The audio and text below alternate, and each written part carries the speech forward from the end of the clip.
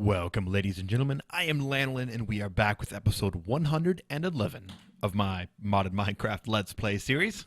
Hooray!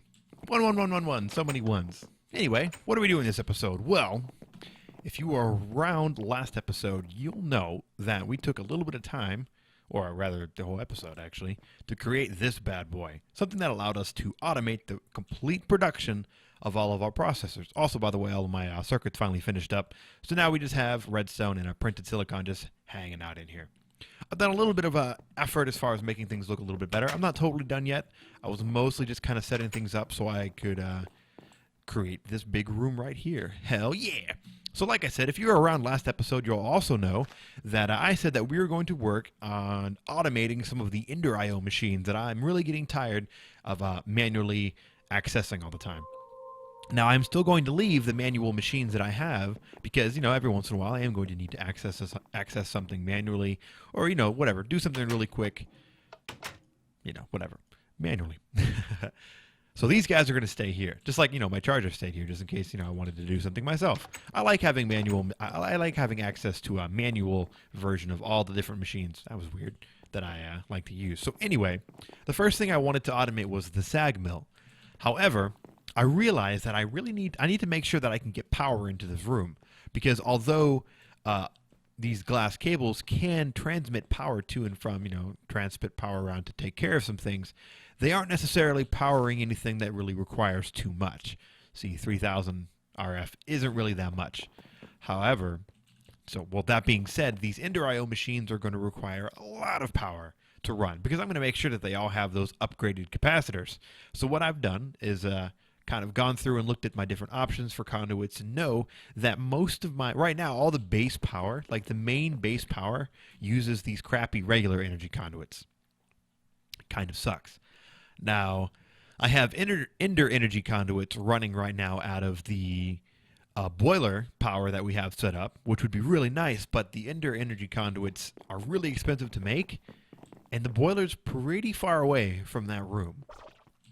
I actually went ahead and actually dug a tunnel just so I could see how far away it was, and it's pretty far.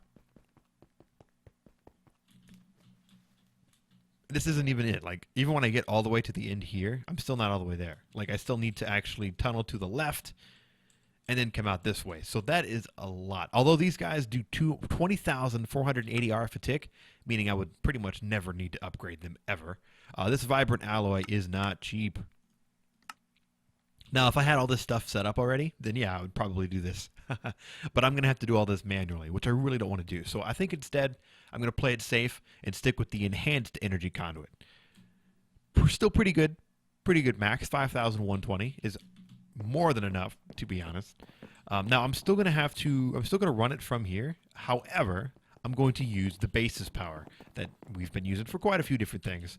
Also, what I wanted to do was create something that's going to let me know how much power my AE network is actually using, because at the moment I have no idea. So let's make ourselves a network tool. Nice. Oh yeah, here's the wrench for applied logistics. You can have a bunch of different kinds, actually. There's a Certus one, another one, like there's a bunch. See? Another quartz wrench, Certus quartz wrench. Oh, I guess there's only two. I thought there was a Fluix wrench, but I guess not. JK. So let's get this going really quick. Oh, man. I probably have this automated. Yeah, I do.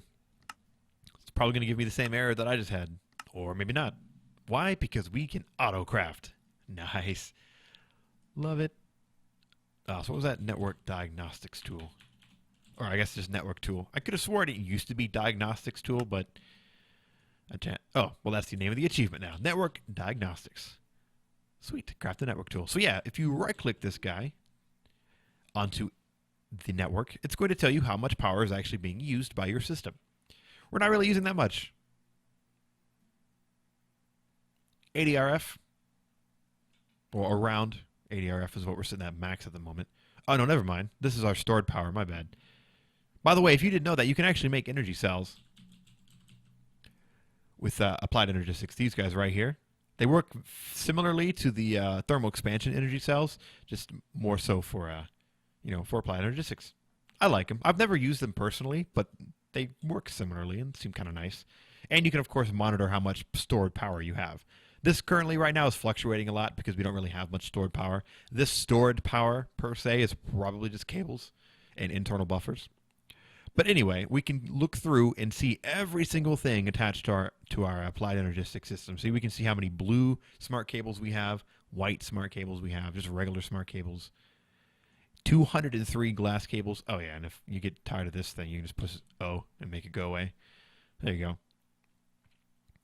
Nice. So yeah, I was just mostly just curious how much energy we're actually using. We're using 346.36 RF a tick. Energy generation 351.44. Okay, so that it's probably keeping track of how much we're generating through our engines, which is kind of cool actually. I didn't know it did that. So yeah, this guy really, really good at letting you know how much you're actually using. I don't know what the hell this is. Not sure what all these little upgrade cards can do for the network diagnostics tool. Or maybe it's just someplace where you can store your upgrade cards. Not 100% on that, to be honest. All right, so what are we going to do this episode? Well, I would like to work towards getting this room ready for a bunch of different automatable machines. Because I'm not just going to have the Sagmal in here. I'm going to have a bunch of different stuff in here. And this episode is probably going to be mostly focused on upgrading our power infrastructure. Because right now, we're just using all that crappy conduit. And we need to change it all out with these guys. The enhanced energy conduits, which I was actually pleasantly surprised to see that I had quite a bit of. All right. I actually found a really, really nice access point to get to all of our power cables as well. So if I turn into an Ender Mini really quick, eat some potatoes. And actually, right down here is the perfect access point for everything power. Nice. So once I disconnect this, we are going to lose power. We're going to lose access to our applied energistic system because all the power is going to die out. But that's okay because we're swiftly... Wow, that is a very deep hole. What the hell? Where does this go? Oh, yeah, that's right. I remember where that goes. I actually need to rewire that at some point because I would like to put all of my storage on its own set of 32 channels. So anyway, let's get all of this off of here and start running the new cable. Hell yeah. So I'm not going to go pure enhanced energy conduits because I actually still have a bunch of machines that do use this stuff. I'm going to convert the energy conduits being used by my manual machines. I will do that. However, these energy conduits down here, yeah, these guys, ones used by the autonomous activators, I was going to change this out until I popped down here and saw this insanity, and I was like, nah. Just kidding. I'm just going to leave these guys as they are. Whoop. But it's okay because it's easy enough to switch out. I'm just going to change the location of that energy cell to like right here. But what I want to do first is get all this stuff knocked out. Come on. It can be a little bit of a pain to do sometimes because of the Ender Mini mode that we're in. Nice. So I can run all these guys down here. Way down here. And what I'm going to do is go ahead and hook that guy up like that. Cool. So that should put our applied energistic system right back on, which we can actually go ahead and test really quick by doing this. Nice. Okay, so we have access to our system again. Perfect. Although, I didn't really show losing access to it, but it's all good. All right, so just clearing out these last ones. Come on.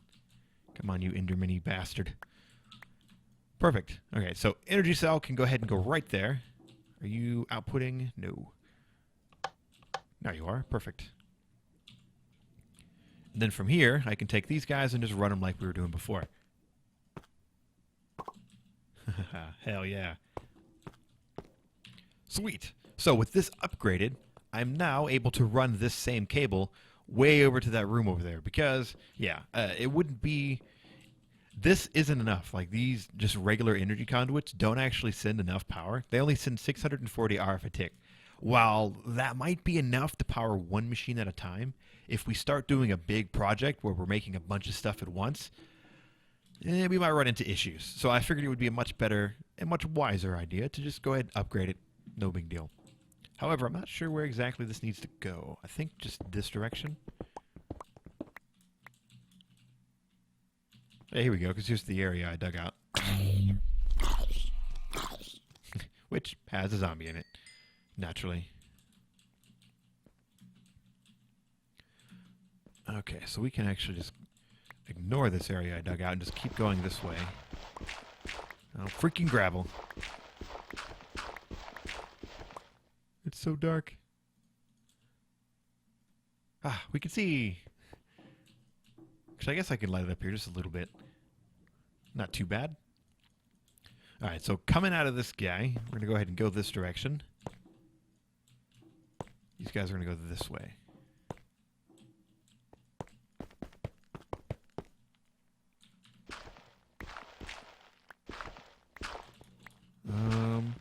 Oh, nice. Perfect. Almost perfect. Just about perfect. I want to actually get this more in the center of the room. Like, this room isn't necessarily... It doesn't need to be this big. I just wanted it to be kind of large because I'm going to have a handful of machines in here. I know with it being big, I can kind of make it look cool. That whole thing. So let's actually run these power cords, I don't know, to like right here.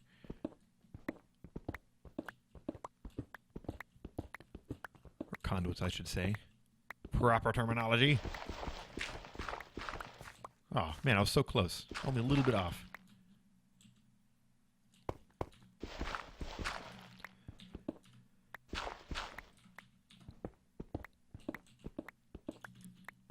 Nice. Lined up nice and well. I'm going to make sure that I have like a nice gap between this and the floor, just in case anything else needs to be put there. Also, I don't have to worry about dealing with all the facades and everything. You know how I like to build things at this point, right? I would hope so.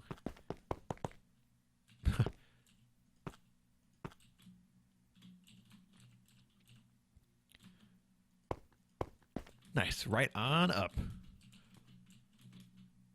Cool, so is that the floor? Is that good like that? Just making sure I don't need to raise it up one more, but I think that's going to line up just perfect. Actually, I can switch out of Ender Mini mode. Go back into Lanolin mode. I don't really feel much taller, but this is fine. Alright, cool. So yeah, that's perfect. That can sit just like that. Just going to go ahead and clear all the rest of this stuff out now, since I know exactly where my power cable is going to be coming up out of the ground out. Or at, I should say. Nice. Okay, so with this power cord here, I can go ahead and lay just a couple more. So we're going to do sag mill, alloy smelter. We're probably going to have a few alloy smelters. Probably going to have a few sag mills, I should say. Because we don't want everything going into one. So let's actually toss a few more on there. Sweet. Well, actually, how does that line up? I guess for the purposes of it lining up with the room, I should maybe switch this up just a bit. Just a bit. There we go. Nice.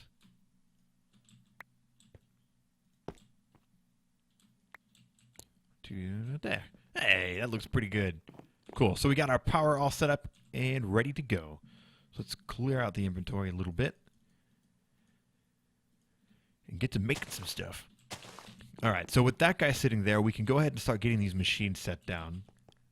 And the first, like I said, the first machine we're going to do is the sag mill. So let's make one up. And I also figured this would be a good time to maybe get some auto crafting for a few of the Ender IO things going. So actually, let's open up NEI. There we go. Sag mill. I'm going to make 2. Wait, what? Are we out of flint? We don't have any flint. You're actually... Wow. Awkward. Can I make flint? Oh, yeah, there we go. Bunch of gravel. You know what might be a good idea? Teaching this guy how to make flint. Is there any other methods? Oh, yeah, we can macerate, pulverize it. Oh, actually, if we can just macerate gravel for flint, I'm just going to save that and add that to the sag mill list of recipes. So I guess we can just get this 6 flint going, and we can go ahead and make this recipe. So, sag mill. It's 2 words.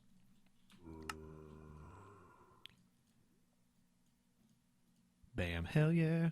All right, so 2 sag mills ready to automate. So I'm going to put these guys on this side. No particular reason, just that's just where I'm putting them.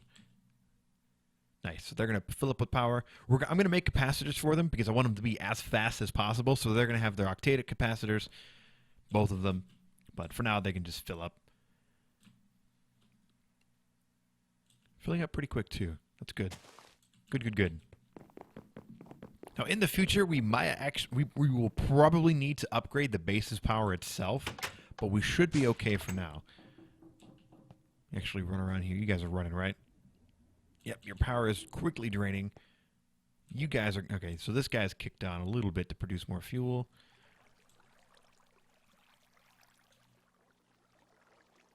See, you show...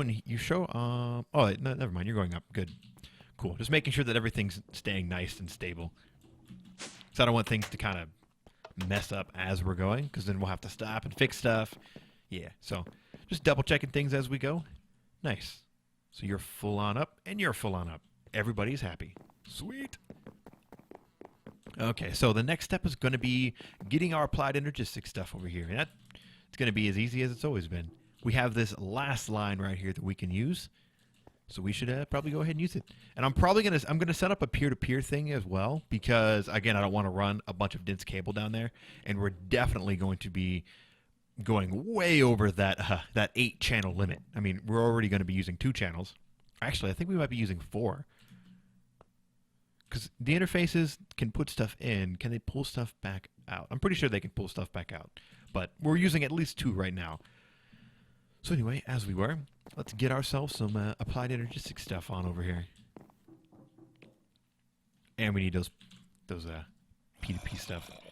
P2P tunnels, I should say. Oh, it's RF. Not trying to make one RF.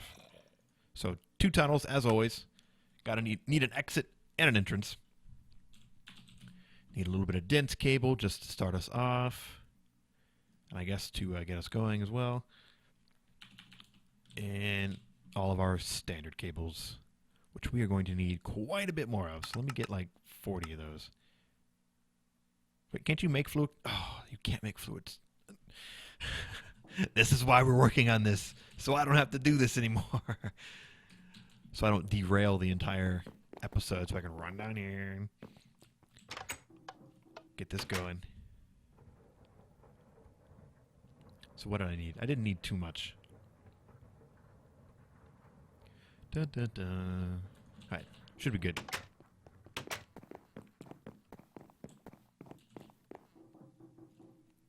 So with that guy in there, we should now, again, be able to make our flux cable. Because we need, or a glass cable, I should say, because we need quite a bit. Quite a bit indeed. Some smart cable, just for identification purposes.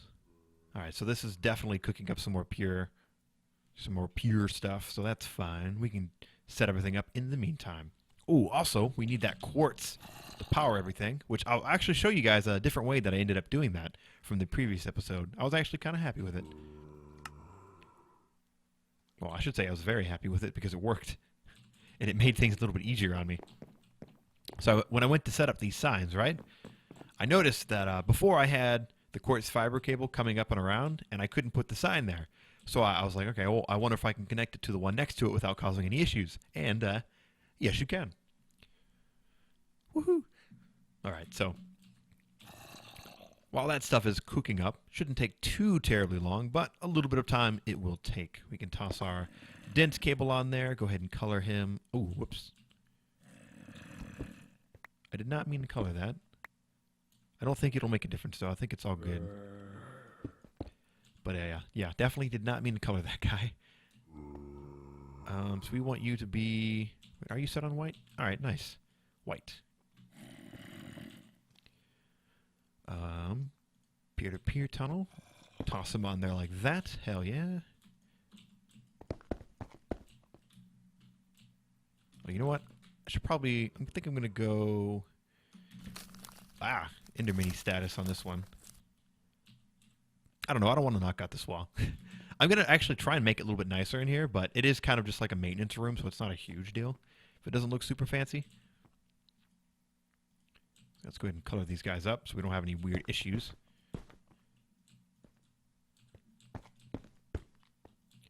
Da-da. What? Oh, I'm like, why can't I put you here? What is happening? All is well. So you, and you. Nice. So we do need more cable, but hopefully by this time all this stuff is done. So cross our fingers, Flux cable, nice, complete. Isn't that cool? We don't have to worry about making any of these freaking pure Flux crystals anymore, or the Flux crystals themselves. Now we do need to worry about the Flux dust, but other than that, man, completely automated. I love it. So I think I'm gonna have the peer-to-peer tunnel come out right here, like right behind these guys. That sounds about right. All right, cool. So actually, what I'm going to go ahead and do then is this. Because this is going to be a wall. I'm still going to put a wall here, like a nice decorative wall, and then I'm going to have this space right here for like any AE stuff that I might need, and, you know, walking space and all that fun stuff. But I think, well, do I want to push the wall forward, actually? Because I guess I don't really need to come over here. All right, well, that works. That works. So we'll do one of these. Oh, boom. Actually, just kidding. Just kidding. Where's my wrench? You know what, Hammer? You can actually go back in there. Break that like that. P2P tunnel right there. And dense cable on the front. Hell yeah. So that is nice and set up. And just for display purposes, we'll toss that down there like that and send these guys this way. Sweet. Do we actually want to do it like that, or let me actually pick this up. We want to go along this way. There we go, because we're going to have our interfaces sitting on the top. We could put it on the back, but I want to be able to access these guys if need be, like faster. I know we have the interface. Well, actually, since we do have the interface manager, or the interface whatever, terminal, we could put them on the back and just hide everything. That might be cool. Let's give that a shot. In that case, actually, we don't need these cables, because these guys will actually run like through each other. So there we go. We'll just run that straight down there like that. Sweet. Let's run these guys up this way.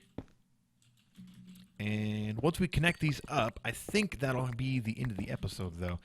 Not too terribly much happened this episode, but just a little bit. There's a little bit of maintenance that needs to be done around the base to make sure that we are prepared for what we're doing heading forward with all these machines. Because yeah, we want to make sure that the base is ready to go for all of this power that's now going to be drawn. Almost, well, maybe not constantly, but often enough that it's something that we're going to want to keep track of.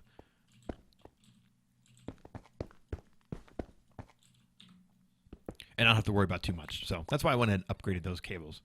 Because if I left them as the old cables, yeah, we would quickly start running into issues with not enough power at one time, which can really suck. Suck quite a bit, actually. So down you go. I'll grab that extra guy in a moment. Nice.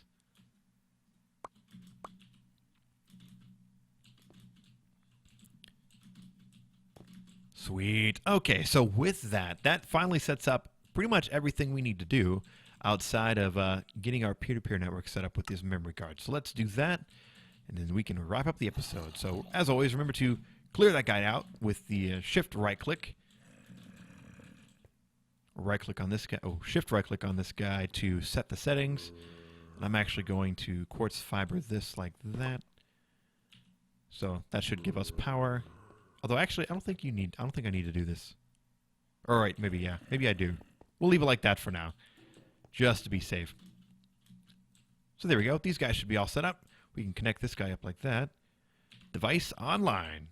Hell yeah. Now, we don't have any channels set up or anything at the moment, but we will next episode. So thank you guys so much for watching. This episode, we spent a little bit of time upgrading our power infrastructure via the energy conduits that we have spread all over our base for this brand new machine room that's going to be kind of the brains of all the automation or machine-related automation that we can do with applied energistics. So again, I've been Lanolin. Thanks for watching, guys. Come back next episode where we are actually going to start connecting up these machines and start utilizing them in all of their automated glory. So I hope to see you guys next time. Bye.